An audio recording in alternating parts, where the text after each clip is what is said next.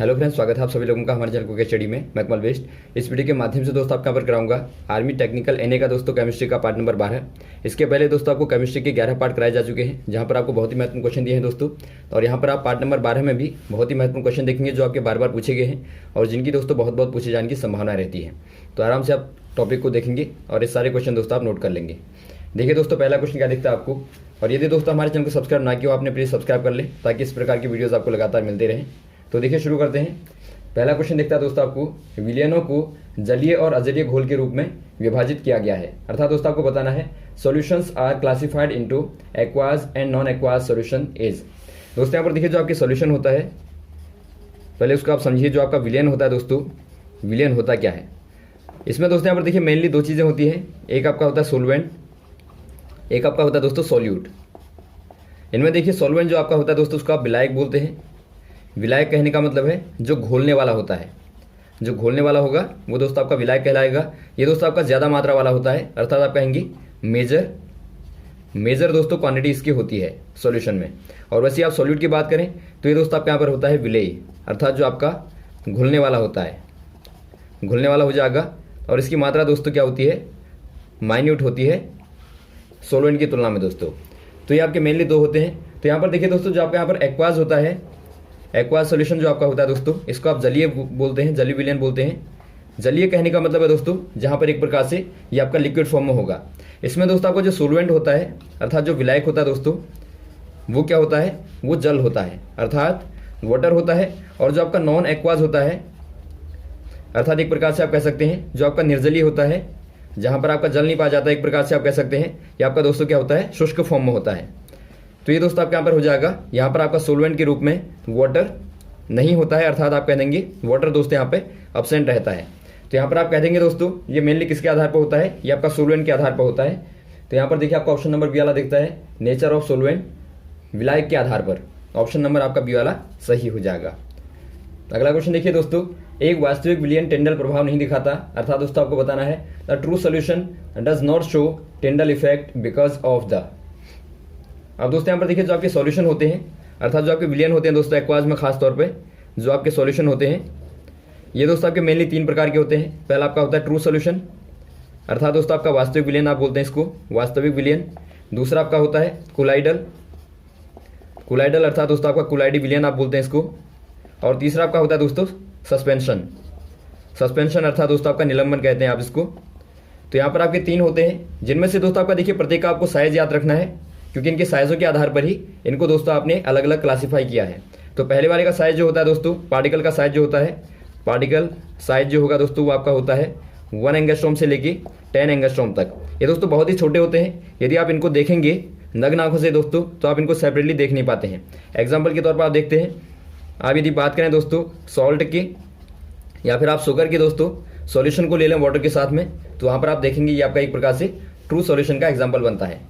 वैसे ही दोस्तों आप बात करें कोलाइडल की, तो कोलाइडल के जो पार्टिकल होते हैं दोस्तों, पार्टिकल साइज होता है वो आपका यहाँ पर होता है 10 एंगस्ट्रॉम से लेके 2000 एंगस्ट्रॉम तक। ये दोस्तों बार बार पूछा जाता है, आप याद रखेंगे कोलाइडल वाला। तो ये आपका दोस्तों कोलाइडल पार्टिकल होते हैं, इनका साइज दोस्तों थोड़ा सा बड़ा होता है और इसीलिए आप इनको देख पाते हैं। इनमें दोस्तों आपको टिंडल इफेक्ट दिखाई भी देता है। और वैसे ही दोस्तों आप बात करें जो आपके निलंबन होते हैं अर्थात जो आपके सस्पेंशन वाले होते हैं, उनका साइज दोस्तों इनसे भी बड़ा होता है, अर्थात आप कह देंगे मोर देन 2000 एंगस्ट्रॉम।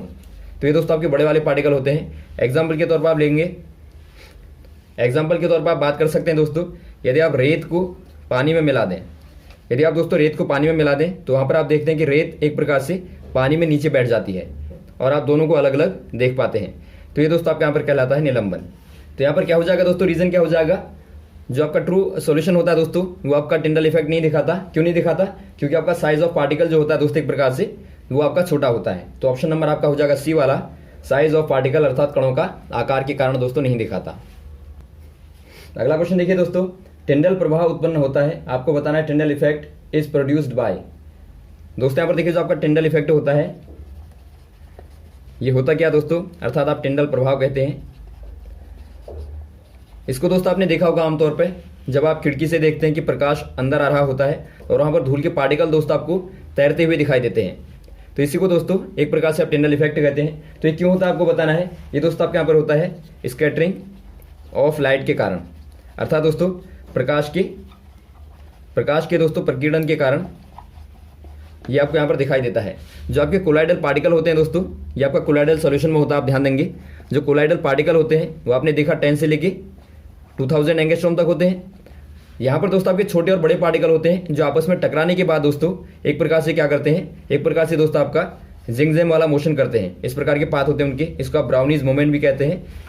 तो ये पार्टिकल दोस्तों क्या करते हैं, प्रकाश को जो आपकी लाइट बीम यहाँ पर पड़ेगी उसको दोस्तों क्या कर देते हैं, स्कैटर कर देते हैं, अर्थात दोस्तों उसको फैला देते हैं। तो इसी कारण आपको क्या दिखता है वहाँ पे, तो उसी कारण दोस्तों आपको टिंडल इफेक्ट दिखाई देता है। तो ऑप्शन नंबर आपका हो जाएगा दोस्तों स्कैटरिंग ऑफ लाइट, प्रकाश का प्रकीर्णन। अगला क्वेश्चन देखते हैं दोस्तों, आपको जल में चाक पाउडर किसका उदाहरण होता है, अर्थात दोस्तों आपको बताना है chalk powder in water is example of. दोस्तों यहाँ पर देखिए, जब आप चाक पाउडर की बात करें वाटर में दोस्तों, तो आप आराम से इन दोनों को क्या कर सकते हैं दोस्तों, सेपरेटली देख पाते हैं, अर्थात दोनों को अलग अलग दोस्तों आप देख पाते हैं। तो आप यहाँ पर कह देंगे ये दोस्तों एक प्रकार से क्या होता है, सस्पेंशन होता है, अर्थात दोस्तों निलंबन होता है, निलंबन आप कह देंगे। तो ऑप्शन नंबर आपका हो जाएगा सी वाला, निलंबन। इनका साइज दोस्तों आपने देखा था 2000 एंगस्ट्रॉम के ऊपर का होता है, तो ये आपका यहाँ पर हो जाएगा निलंबन।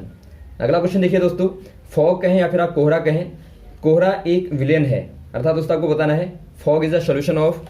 फॉग क्या होता है दोस्तों, जो फॉग होता है ये क्या होता है, किसका सॉल्यूशन होता है, ये दोस्तों एक प्रकार का कोलाइडल सॉल्यूशन होता है दोस्तों, कोलाइडल सॉल्यूशन होता है, अर्थात एक प्रकार से कोलाइडी विलेन होता है।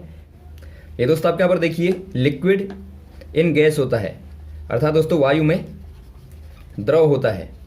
आप जानते हैं दोस्तों जो आपका कोलाइडल सॉल्यूशन होता है इसमें मेनली आपके दो फेज होते हैं, 2 फेज होते हैं दोस्तों, जिनमें से एक आपका होता है डिस्पर्स मीडियम और दूसरा आपका होता है दोस्तों डिस्पर्शन। तो यहाँ पर देखिए दोस्तों आपका जो घुलने वाला होता है, जो घुलने वाला होता है दोस्तों वो आपका कम मात्रा वाला होता है, और जो आपका घोलने वाला होता है वो आपका ज़्यादा मात्रा वाला होता है। तो यहाँ पर आप देखते हैं दोस्तों, यहाँ पर आपका गैस में एक प्रकार से या फिर आप कहें वायु में दोस्तों द्रव के जो पार्टिकल होते हैं वो एक प्रकार से घुले रहते हैं दोस्तों, तो इसी को आप फॉग कहते हैं। और वैसे आप बात करें स्मोक की दोस्तों, तो स्मोक में आप ध्यान देंगे वहाँ पर क्या होता है दोस्तों, वहाँ पर एयर में दोस्तों या फिर आप कहें गैस में क्या होता है, सॉलिड होता है, अर्थात दोस्तों आप कह देंगे सॉलिड इन गैस आपका होता है। ये भी दोस्तों आपका स्मोक भी क्या होता है, एक प्रकार से कोलाइडल सॉल्यूशन का एग्जांपल होता है, तो इनको भी आप याद रखेंगे। तो यहाँ पर दोस्तों आपका यहाँ पर हो जाएगा liquid in gas, option number A वाला, अर्थात वायु में द्रव होता है। और भी दोस्तों कुछ कोलाइडल सॉल्यूशन के एग्जांपल हैं जो बार बार पूछे जाते हैं, इनको आप ध्यान देंगे। जैसा कि आपने स्मोक को देखा, स्मोक में क्या होता है दोस्तों, इसमें आपका होता है सॉलिड इन लिक्विड, अर्थात दोस्तों द्रव में ठोस होता है। वैसे आप बात करें ब्लड की, अर्थात जो हमारा रक्त होता है दोस्तों वो भी क्या होता है, एक प्रकार से कोलाइडल सॉल्यूशन होता है। ये सारे आपके कोलाइडल विलेन हैं। तो इसमें क्या होता है दोस्तों, इसमें आप यहाँ पर देखिए सॉलिड इन लिक्विड होता है, अर्थात दोस्तों द्रव में ठोस होता है। वैसे आप बात करें चीज़ की, जो पनीर होता है दोस्तों वो आपका होता है लिक्विड इन सॉलिड, अर्थात दोस्तों ठोस में द्रव होता है। तो इनको भी दोस्तों आप याद रखेंगे ताकि इनके आधार पर आपको पूछे जाने पर आराम से बता पाएँ। अगला क्वेश्चन देखिए दोस्तों, कोलाइडी विलेन में ब्राउनियन गति डैडेस के गुण को दिखाती है, अर्थात दोस्तों आपको बताना है ब्राउनियन मूवमेंट एक्सप्लेन द डैडेस प्रॉपर्टी ऑफ कोलाइडल सॉल्यूशन।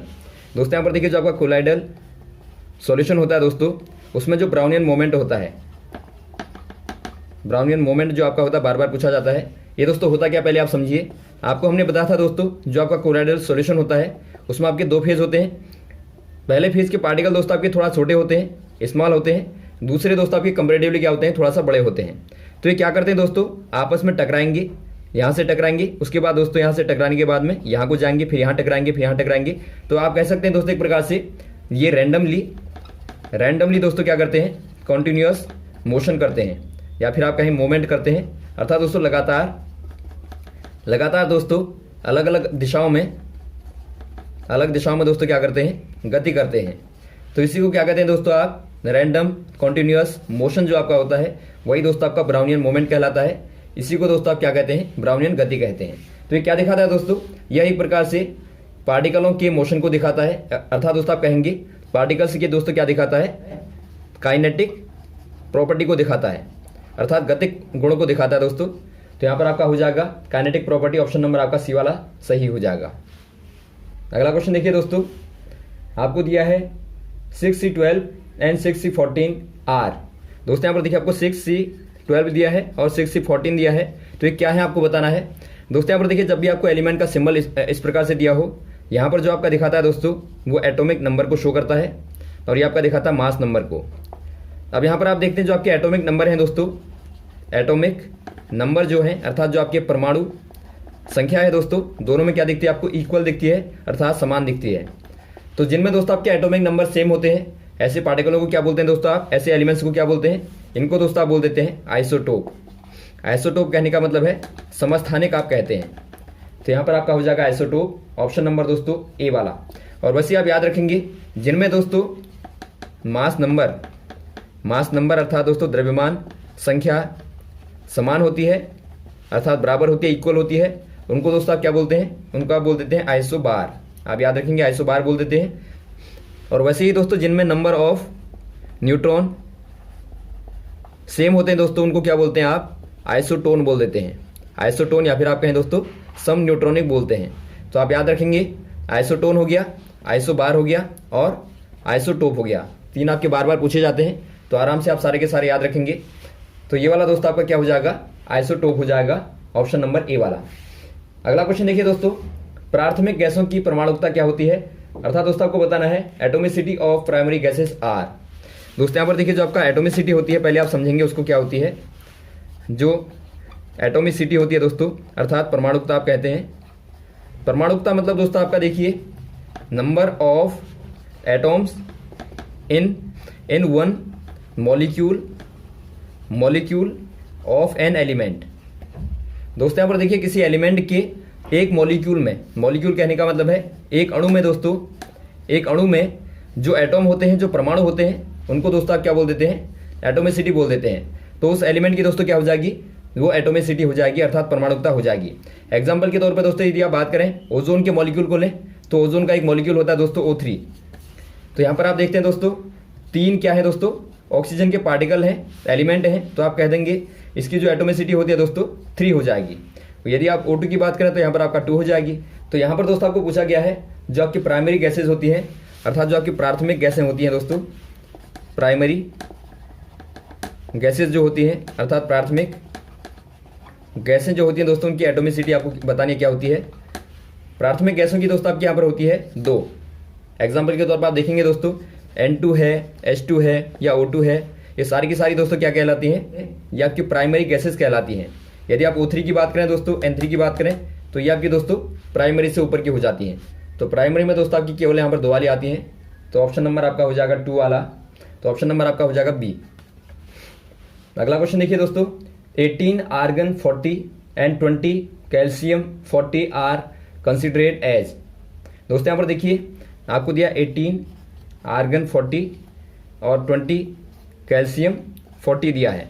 इनमें दोस्तों आपको क्या सेम दिखता है, यहाँ पर आप देखते हैं मास नंबर दोस्तों आपको सेम दिखाई देता है। और मास नंबर सेम होने का मतलब है ये दोस्तों क्या हो जाएंगे, आइसोबार हो जाएगा।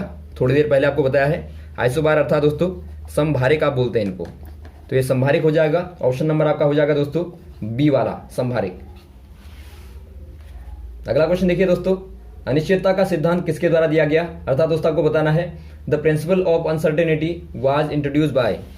दोस्तों यहाँ पर देखिए जो आपका अनिश्चितता का सिद्धांत है, बहुत ही महत्वपूर्ण केमिस्ट्री का प्रिंसिपल है दोस्तों, अनिश्चितता का सिद्धांत या फिर आप कहें दोस्तों प्रिंसिपल ऑफ अनसर्टेनिटी। ये दोस्तों किसके द्वारा दिया गया था, ये दोस्तों आपके यहाँ पर दिया गया था हाइजेनबर्ग के द्वारा। हाइजेनबर्ग के द्वारा आप याद रखेंगे। इनका क्या कहना था दोस्तों, इसके आधार पर क्या कहना था, यदि आप मान लीजिए आपने कोई एटॉम लिया, इसका एक नाभिक होगा और चारों ओर दोस्तों क्या करेंगे, इलेक्ट्रॉन मूवमेंट करेंगे। इनके द्वारा दोस्तों क्या कहा गया था इस सिद्धांत के अकॉर्डिंग कि कोई भी इलेक्ट्रॉन यदि गति करता है, यदि आपको इसकी दोस्तों पोजीशन निकालनी है और साथ में दोस्तों यदि आपको मोशन निकालना है या फिर आप कहें वेलोसिटी को निकालना है, तो दोनों को दोस्तों आप एक साथ नहीं निकाल पाएंगे। यदि आप साथ में निकालेंगे तो क्या हो जाएगा, उनमें दोस्तों एक प्रकार की अनिश्चितता आएगी अर्थात उनमें दोनों में क्या आ जाएगी, एक प्रकार की अनसर्टेनिटी आ जाएगी। क्यों आ जाएगी दोस्तों, आप जानते हैं लगातार इलेक्ट्रॉन मोशन कर रहा है, यदि आप पोजीशन को देखेंगे तो तब तक वेलोसिटी बदल जाएगी और यदि आप वेलोसिटी को देखते हैं दोस्तों तो तब तक उसकी पोजीशन बदल जाती है। तो इसी कारण दोस्तों एक प्रकार से क्या रहता है, अनिश्चितता रहती है। तो इसी को दोस्तों आप कहते हैं हाइजेनबर्ग का अनसर्टेनिटी प्रिंसिपल। तो ऑप्शन नंबर आपका यहाँ पर हो जाएगा सी वाला। अगला क्वेश्चन देखिए दोस्तों, CaO की जल में विलेयता है, अर्थात दोस्तों आपको बताना है solubility of CaO in water is. दोस्तों यहाँ पर देखिए जो आपका CaO होता है अर्थात कैल्शियम ऑक्साइड होता है दोस्तों, ये क्या है, ये आपका दोस्तों बिना बुझा चूना कहलाता है। यदि आप इसमें जल को मिलाते हैं दोस्तों तो क्या बनता है, यहाँ पर आपका बनता है कैल्शियम हाइड्रोक्साइड अर्थात बुझा हुआ चूना आप बोल देते हैं। तो दोस्तों यहाँ पर देखिए जब आप जल में मिलाएंगे तो क्या होता है, इससे दोस्तों हीट निकलती है अर्थात दोस्तों ऊष्मा निकलती है। तो आप क्या करेंगे दोस्तों, एक ऐसी रिएक्शन है जहाँ पर ऊष्मा निकलती है दोस्तों, उसे आप क्या बोल देते हैं, उसको आप बोल देते हैं एक्सोथर्मिक। एक्सोथर्मिक हो जाएगी अर्थात ऊष्मा क्षेपी हो जाएगी दोस्तों, ऊष्मा क्षेपी आप कहते हैं। यदि आपका दोस्तों ऊष्मा को लेती है तो उसको आप बोल देते हैं एंडोथर्मिक अर्थात ऊष्मा शोषी आप कह देते हैं। तो ये आपका यहाँ पर हो जाएगा दोस्तों एक्सोथर्मिक, ऑप्शन नंबर सी वाला। तो यहाँ तक दोस्तों आप क्वेश्चन को तैयार करेंगे, इसके बाद में आपको क्वेश्चन को कराएंगे, बाद वाले क्वेश्चन को लगातार इसी प्रकार से कराते रहेंगे। तो यहाँ तक दोस्तों आप क्वेश्चन को तैयार करेंगे, उसके बाद दोस्तों आपको नेक्स्ट वाले पार्टों में लगातार कराते रहेंगे। ओके, थैंक्स, जय हिंद, जय भारत।